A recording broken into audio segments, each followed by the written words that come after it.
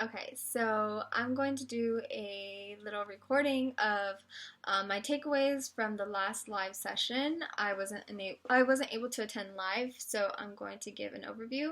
I just watched the recording, so let's just jump into it. So you guys started off by talking about the MANA statement versus the ICM code, and I really do agree with a lot of the perspectives and ideas that were shared by the students in regards to how they compare and some of the weaknesses and benefits that these statements have. And so the MANA statement, it talks about how they value home birth with midwives as a wise, safe choice for healthy families. One of the students brought up the point of like not necessarily knowing what is the definition of healthy family. And we talked about how some states have that regulation, and those clearly outline what is considered low risk and healthy, whereas others don't necessarily have that. And where I am from, in California, we do have a list of what is considered healthy and low risk. But there are some situations where I feel like it is kind of up to the client's comfort and call to whether when to transfer in certain health aspects. I was really unaware of some of the, I guess, the laws that are required for other midwives to have a family or a client be considered healthy. So one of the students was sharing about how some of her clients are ruled out of care due to their BMI and how they really are a healthy person in general and they just missed the cutoff of the guidelines. And so I think that's really something to take in consideration. And it's something important to just acknowledge because I didn't realize that that was actually something that was happening. And then on the other hand, we have students that are coming from states that they don't have any type of regulations or laws regarding what they're able to do. So we have a student shared that she was able to attend like twins and breech, but at the same time they weren't allowed to use medication. And so I feel like that is something that is such a hard line to cross. Like, I can't imagine having to weigh the benefits with that. I feel like I would rather have those laws outlined, and then sadly that would be taking away from someone that wouldn't be able to experience an hospital birth anymore. But like for my comfort zone, I wouldn't be comfortable attending these births without medications. And as she talked about like she has learned skills on how to practice midwifery with using other things in replace of medication, and I think that's really, really awesome.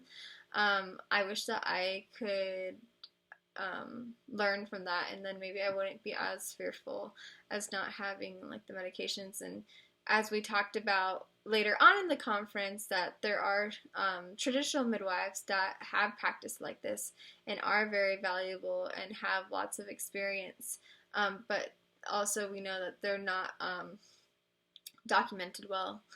And so instead of going off of that, we're going off of like the evidence-based information, and it doesn't make the other way wrong. It just isn't as we just aren't able to learn from it as much because it's not something that was handed down to us in that way. So back to the beginning where I was at.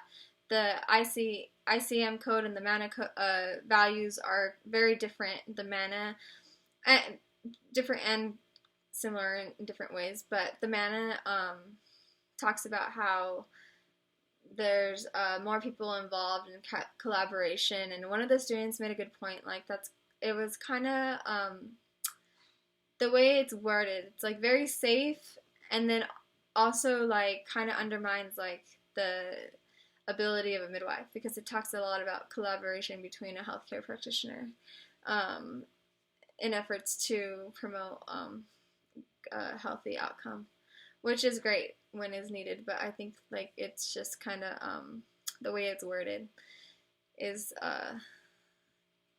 not the best. Also, the ICM code, we talked about this in the class, or you guys talked about this in the class, is how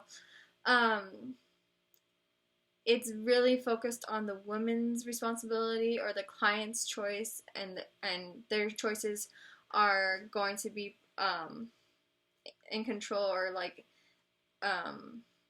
those choices are they're responsible for those outcomes. And so I feel like as you said in the conference, like this is true. Like we are client centered, and we do really focus on client decision making and shared decision making process. And but it's not only the client's responsibility. Like I feel like that the shared decision making aspects is kind of being lost in that statement, because yes, they're in charge and they're should be involved in their care and decision making, but this is kind of making it sound like they're solely responsible for an outcome. I also really appreciate the different stories that you shared as far as transferring clients, and what a big difference the outcomes could be with different scenarios. And so you talked about how that client had a stillbirth baby, and that's a big deal. As you said, it's someone's life, and that's something that I think sometimes midwives don't get the credit for that. Like, we are dealing with lives here, and so that's something really important to consider and to not forget. I also really appreciate how, like, throughout the course, you really made a point of how you have boundaries, and how you want your clients to respect those boundaries, and how not only are those boundaries going to affect that situation, but how that person could potentially act in a situation where if something went wrong, or if something went as she didn't like if something went awry, then you could have had a bigger problem on your hands because of the way that the client was going to handle the situation. And so I think that's a good thing to consider, something that I feel like I could really take note of, because I haven't had much experience as a midwife, but I don't have these boundaries set out yet. And so I think once I'm a midwife, I have to be specific on like my boundaries in order to facilitate like just a healthy lifestyle. Let me see what else. I'm trying to go look through the slides to see. And then the ethical framework, I really like how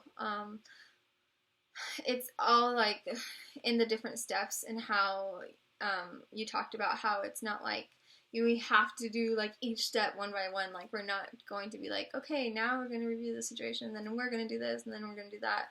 It's more so like something like, this is something we already know how to do, and we are already doing those steps. So I thought that was really helpful, because sometimes I get caught up on like, okay, what was that? What did I have to do next? What is it? And then bringing it back to the idea of like, I already know how to do this. I already do this well in this situation type of thing. And then another thing that you mentioned as far as like the ethical framework, and then the side where we talked about like the midwife, the heart, and the client, talking about how situations could be easier if we have conversations with clients in the prenatal period. And this is something that I really want to be better at when I'm a midwife, because right now I'm not getting the experience of having these hard, crucial conversations prior to the birth. Like, that's just not what my midwife style is, and so I kind of just work within how she wants to run her practice. And so I haven't had the conversations of like, this is what a ambu bag is, or this is what a resuscitation may look like, or these are this is all the equipment that you'll see at the birth, and this is what we'll do if we feel like there's a situation that we need like help in. I think those are really, really important conversations, but I'm unsure of how to pass along that information without sounding like super scary, or without like making it into like a negative thing. I want it to be more of an informative thing and help them make that experience less traumatic if it were to happen, because that's really going to help in the situation if it does happen. And so that's not something I have experience with, but I really do think that's really important. So I think that that's something to consider as well. Another takeaway. And yeah, I think I hit time, so let me check because I don't want to go over. Yeah. All right. So hopefully that's enough. But thank you for this semester, and I'm going to be working hard on trying to submit everything else before the end of the extension. Have a great day.